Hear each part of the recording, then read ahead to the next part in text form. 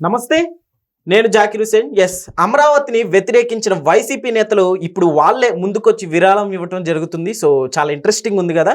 So discuss చేద్దాం. ప్రస్తుతం మనతోటి సీనియర్ జర్నలిస్ట్ శేషరావు గారు ఉన్నారు. ఎవరు వాళ్ళు ఏంటి తెలుసుకుందాం. Hello sir. హలో.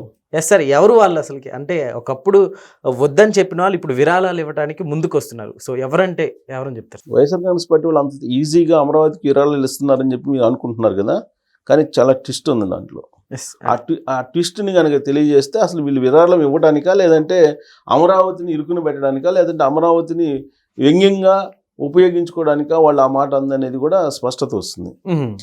మాజీ మంత్రి అనిల్ కుమార్ యాదవ్, నెల్లూరు జిల్లా, నెల్లూరు సంబంధించినటువంటి ఆయన జగన్మోహన్ రెడ్డి గారు నెల్లూరు పట్టణానికి వెళ్ళిన సందర్భంగా జన సమీకరణ భారీగా అడావుడి చేసినటువంటి లీడర్.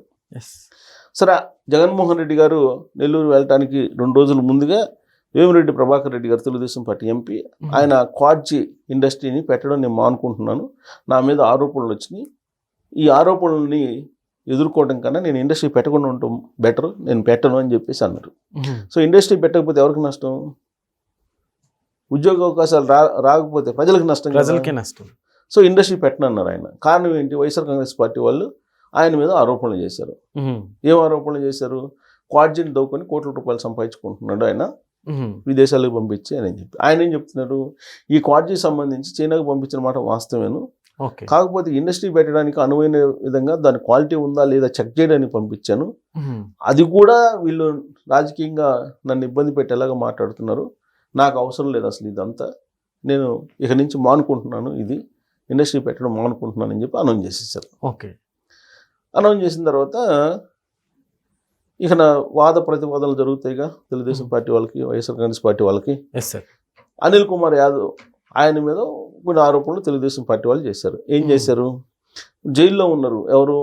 కాకాని గోవర్ధన్ రెడ్డి. నిన్న జగన్మోహన్ రెడ్డి గారు ఆయన కోసం వెళ్ళింది, జైల్లో ఉన్నట్టు కాకాని గోవర్ధన్ రెడ్డి గారిని వెళ్ళి కలిసి ములాఖత్ అయ్యి ఆయన జైల్లో ఎలా ఉన్నారు ఏంటి తెలుసుకోవడానికి వెళ్ళారు. ఆయన వెళ్ళినటువంటి సందర్భంగానే అక్కడ ఒక కానిస్టేబుల్కి కాలు ఇరిగింది. అక్కడ ఏ విధంగా కార్యక్రమం జరిగిందో నిన్నంతా అదే జరిపోయింది. 3 కేసులు అయినట్టుగా కూడా తెలుస్తుంది. 3 కేసులు అయినాయి. ఆ తర్వాత పోలీసుల మీద తిరగబడ్డారు, అవన్నీ జరిగినాయి. సరే, అయితే ఆ సందర్భంగా ఇప్పుడు అనిల్ కుమార్ యాదవ్ ఆయన మీద ఆరోపణలు తెలుగుదేశం పార్టీ వాళ్ళు చేశారు. ఏం చేశారు? ఇప్పుడు కాకాని గోవర్ధన్ రెడ్డి జైల్లో ఉన్నారు. క్వాడ్జీకి సంబంధించినటువంటి మైనింగ్ విషయంలో అవినీతి అక్రమాలకు పాల్పడ్డాడు అనేటువంటి ఉద్దేశంతో ఆయన జైల్లో పెట్టారు. అలాగే గ్రావెల్కి సంబంధించి సూలూరుపేటలో గ్రావెల్కి సంబంధించి అక్కడ ఒక ఫోర్జరీ సంతకం చేశారని చెప్పి ఒక కేసు. 3వ కేసు ఏంటి? ఎస్సీ ఎస్టీ కేసు నమోదైంది. అక్కడ ఉండేటువంటి క్వారీలో ఉండేటువంటి ఎస్సీలని ఆయన భయపించాడు, తర్వాత కుల దూషణ చేశాడు అనే ఉద్దేశంతో ఆ కేసు పెడితే ఆయన ఆ కేసులో లోపల ఉన్నారు ఆయన. అయితే ఆయనతోటి కలిసి ఈ అనిల్ కుమార్ యాదవ్ కూడా ఈ వ్యాపారంలో భాగస్వామి అని చెప్పి ఆరోపణలు చేశారు. ఎవరు చేశారు అని అంటే తెలుగుదేశం పార్టీ వాళ్ళు చేశారు. ఎందుకు చేశారు అని అంటే అక్కడ శ్రీకాంత్ రెడ్డి అనేటువంటి ఒక అతను ఈ క్వాడ్జీకి సంబంధించిన దాంట్లో నిందితుడు. అతను పోలీసులకు ఇచ్చినటువంటి వాంగ్మూలంలో ఈ అనిల్ కుమార్ యాదవ్ కూడా ఆ వ్యాపారంలో భాగస్వామి అని చెప్పి ఆయన చెప్పాడు వాంగ్మూలం. ఆ వాంగ్మూలాన్ని బేస్ చేసుకుని తెలుగుదేశం పార్టీ వాళ్ళు ఈయన మీద ఆరోపణలు చేశారు. దానికి అనిల్ కుమార్ రియాక్ట్ అయ్యారు. ఏం రియాక్ట్ అయ్యారు అని అంటే, ఒకవేళ క్వాడ్జీలో నేను కనుక అవినీతి పాల్పడి ఉంటే మీరు సిట్టింగ్ జడ్జి చేత విచారణ చేయించండి.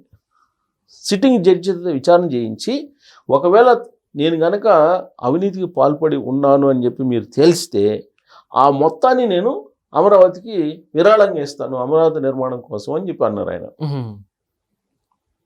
అంటే అది సాధ్యం కాదని ఆయనకి తెలుసుగా. ఇప్పుడు ఒకవేళ ఎంక్వైరీ చేసినా ఈయన అవినీతికి పాల్పడ్డారు అని చెప్పి తేలితే ఆ అమౌంట్ తీసుకొచ్చి అమరావతికి విరాళంగా ఇచ్చేటువంటి చట్టం ఎక్కడా లేదు. లిక్కర్ స్కామ్ ఉంది, లిక్కర్ స్కామ్లో విచారణ సాగిస్తున్నారు. విచారణ చేస్తున్నటువంటి క్రమంలో ఇప్పటి వరకు దాదాపుగా 70 కోట్లు 80 కోట్లు సీజ్ చేశారు. ఆ 70-80 కోట్లు ఎక్కడ ఉంటాయి? కోర్టులో ఉంటాయి. అంతే కదా, కోర్టులో ఉంటాయి. ఆ కోర్టు ఎప్పుడో అది కేసు తేలినప్పుడు దానికి సంబంధించి ఎప్పుడో ఫైనల్ చేస్తుంది. ఈలోపు ఏసీ వాళ్ళు ఏసీ వాళ్ళకి దొంగ లెక్కలో చెప్పడం, సూట్ కేసు కంపెనీలు చూపించడం ఏదో చేస్తారు. ఈలోపు గవర్నమెంట్ ఒకవేళ మారిందనుకో దాన్ని మసిపూసి మారేడుకాయ చేసేస్తారు. అసలు ఇప్పుడు తెలుగు రాష్ట్ర చరిత్రలో కాదు, భారతదేశ చరిత్రలో మళ్ళీ తీసుకున్నటువంటి దాఖలాలు చాలా తక్కువ ఉంటాయేమో. ఇది రిటర్న్ అవినీతి సొమ్ము మళ్ళీ వెనక్కి తీసుకుని ప్రజలకు ఇచ్చినటువంటి సందర్భాలు మచ్చుకు కూడా కనపడవు దాదాపుగా. ఎక్కడో ఏదైనా 1-2 ఉంటాయేమో కానీ అసలు అది సాధ్యం కాదు. యాక్చువల్గా రెవెన్యూ రికవరీ యాక్ట్ అని ఒకటి ఉంది. దాని ప్రకారం అయితే ఇమీడియట్గా రికవరీ చేసుకోవచ్చు, కానీ ఎవరు చేయరు. ఎందుకంటే కోర్టులు ఉంటాయి, కోర్టుల్లో కేసులు ఎప్పుడు తేలాలి, అయితే తేలవు. సో కాబట్టి అనిల్ కుమార్ యాదవ్ గారికి బాగా తెలుసు ఈ సంగతి. ఆయన ఏమంటాడు, మీరు సిట్టింగ్ చేసి విచారణ జరిపించండి, నేను తేలితే కనుక మీరు నేను అవినీతికి పాల్పడ్డానని చెప్తున్నాను, కొన్ని కోట్ల రూపాయలు అవినీతి పాల్పడ్డాను అంటున్నారు కదా, ఆ కోట్ల రూపాయలన్నీ నేను అమరావతికి విరాళంగా ఇస్తానని చెప్పారు. అంటే అమరావతి రాజధాని మీద వ్యంగ్యాస్త్రంగా దాన్ని ఉపయోగించాడా, లేదంటే తెలుగుదేశం పార్టీ లీడర్లని టార్గెట్ చేయడానికి అలాంటి అమరావతిని తెర మీదకి తీసుకొచ్చాడా, అమరావతిని ఒక అస్త్రంగా రాజకీయంగా ఇప్పటికి కూడా వైఎస్ఆర్ కాంగ్రెస్ పార్టీ వాళ్ళు ఉపయోగిస్తున్నారు. అమరావతి రాజధాని అనేది మన అందరిది అనేటువంటి భావన వాళ్ళకి కలగట్లా. ఆయన మాటల్లో అదే కదా గోచరిస్తుంది. అమరావతికి విరాళం ఇవ్వడం ఏంటి, అమరావతి అందరిదే కదా, అది అమరావతి అనేది అనిల్ కుమార్ యాదవ్ గారు కూడా రాజధానే కదా, ఆంధ్రప్రదేశ్ రాజధానే కదా ఇది. ఆంధ్రప్రదేశ్ రాజధాని అంటే ఆంధ్రప్రదేశ్లో ఉండేటువంటి 5 కోట్ల చిల్లర మందికి రాజధాని. అదేదో ఒక చంద్రబాబు నాయుడు గారికో లోకేష్ గారికో లేకపోతే తెలుగుదేశం పార్టీ వాళ్ళకో రాజధాని కాదు కదా, ప్రజా రాజధాని అని చెప్తున్నారు చంద్రబాబు గారు. ప్రజా రాజధాని అంటే అందరి రాజధాని. దాంట్లో వచ్చే రెవెన్యూ కేవలం తెలుగుదేశం పార్టీ వాళ్ళకు లేకపోతే కుటుంబ సభ్యులకు వాళ్ళకు పోదు కదా, ఆంధ్ర ప్రజలకు వస్తుంది. ఆంధ్రప్రదేశ్లో ఉండే ప్రజలకు, రాయలసీమ వాళ్ళైనా, ఉత్తరాంధ్ర వాళ్ళైనా, కోస్తాంధ్ర వాళ్ళైనా అందరికీ వస్తుంది. దాంట్లో 10 రూపాయలు దాంట్లో ఏదన్నా బెనిఫిట్ కలిగిందంటే దానికి సంబంధించిన సంపద అందరికీ వస్తుంది. ఇవాళ హైదరాబాద్ సంపద ఉంది, హైదరాబాద్లో ఇంత సంపద ఉన్నప్పుడు తెలంగాణ వాళ్ళు అందరికీ వెళ్తుంది కదా, ఒక హైదరాబాద్లో ఉండే వాళ్ళకే వెళ్తుందా, వెళ్తలేదుగా. ఇప్పుడు తెలంగాణలో బడ్జెట్లో 75% హైదరాబాద్ రెవెన్యూ ఉంది. ఆ 75% హైదరాబాద్లోనే ఖర్చు పెడుతున్నారా, లేదుగా. మొత్తం తెలంగాణ వాళ్ళందరూ ఖర్చు పెడుతున్నారు కదా. రాబోయే రోజుల్లో ఆంధ్రప్రదేశ్లో కూడా అంతే. అమరావతిలో వచ్చేటువంటి ఆదాయం లేదంటే సంపద ఆంధ్రప్రదేశ్లో ఉండేటువంటి అన్ని ప్రాంతాల ప్రజలకి చెందుతున్నది. అలాంటి ప్రజా రాజధానిని ఈ సొంత రాజకీయాలకు కూడా ఉపయోగించుకుంటున్నారు, అవినీతి అక్రమాలకు సంబంధించినటువంటి కార్యక్రమాలకు కూడా ఉపయోగించుకుంటున్నారు. నేను విరాళంగా ప్రకటిస్తాను అని చెప్పి ఉదారంగా ఆయన ఒక స్టేట్మెంట్ ఇచ్చారు. దీన్ని ప్రజలు ఎలా తీసుకుంటారంటే ఏమని చెప్పుకోవచ్చు సార్, అంటే అమరావతికి సపోర్ట్ చేస్తున్నట్టుగా అన్నాడా, లేకపోతే నిజంగా టీడీపీ వాళ్ళని వ్యంగ్యంగా తీసి అన్నారు అనుకోవచ్చు. ఇప్పుడు ఆయన అన్న వ్యాఖ్యలు నేను చెప్పాను కదా, ఆంధ్ర ప్రజలు ఆలోచిస్తారు కదా, ఇప్పుడు మనకన్నా వాళ్ళకి బాగా తెలుసు, ఎందుకంటే దగ్గర నుంచి చూస్తుంటారు కాబట్టి. మనం ఏదో ఇక్కడ గ్రీన్ మ్యాట్లో 4 గోడల మధ్య కూర్చొని మాట్లాడుతున్నాం, వాళ్ళు ఇంకా 10 మందిలో కూర్చొని అన్ని రకాలుగా చర్చించుకుంటారు. అసలు ఆయన ఎందుకు అన్నారు, అసలు ఆయన అవినీతికి పాల్పడ్డా లేదా అనేది వాళ్ళకి తెలుసు కదా. ఆడుండేవాళ్ళు స్థానికులకు తెలీదా, వాళ్ళు చెప్పరా. ఇప్పుడు క్వాడ్జీకి సంబంధించి రుస్తుమ్ అది క్వాడ్జీ, దాని పేరు రుస్తుమ్ క్వాడ్జీ. మరి అక్కడ ఏం జరిగింది అనేది బ్రహ్మాండంగా తెలుసు అందరికీ. అక్కడ ఏం జరిగింది, ఎంత మైనింగ్ చేశారు, ఎంత ప్రభుత్వానికి తెలియకుండా తరలించేశారు, ప్రభుత్వానికి ఎంత గండి కొట్టారు, అన్నీ మనకన్నా అద్భుతంగా తెలుసు జనాలకి. కాబట్టి మనం చెప్పాల్సిన అవసరం లేదు ప్రత్యేకంగా. అలాగే ఇప్పుడు అనిల్ కుమార్ యాదవ్ గారు అమరావతికి విరాళం ఇస్తున్నారు నేను అని అంటే అదేదో ఉదారంగా ప్రకటించరు, అమరావతిని హేళన చేస్తున్నారు ఇప్పటికి కూడా. అది మానుకోవాలి, అది మన రాజధాని అనే ఫీలింగ్ అందరికి కలగాలి అక్కడ, అప్పుడే అది అభివృద్ధి.